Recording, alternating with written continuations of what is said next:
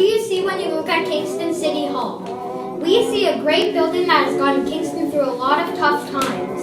City Hall has served as a police headquarters, a market, a post office, and much, much more.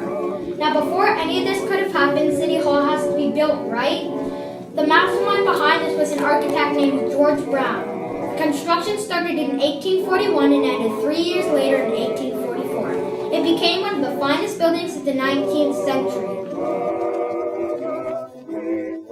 It was constructed in a T-shape, so it was quite a unique building to the people of the 19th century. In this particular building, Sir John A. Macdonald himself had an office in the Kingston City Hall. Now, at the start, we mentioned all the stuff that was in City Hall, but shouldn't you know how that all got there? It all started when City Hall was completed in 1844. Right at that time, Kingston was no longer the capital of Canada.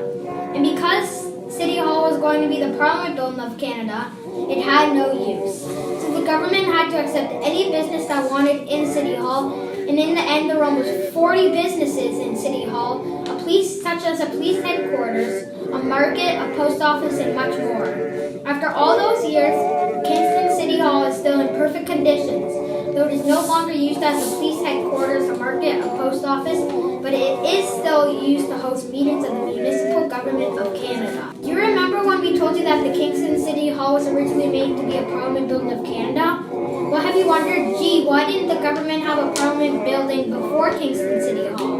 Well, the reason they needed to make a new building for the Parliament building is that the original Parliament building had burnt down, but it is still a mystery to this day of why. We hope that the Kingston City Hall will still stand for generations and generations to remind us of how it helped us get through some tough times. And that is the historic significance of Kingston City Hall.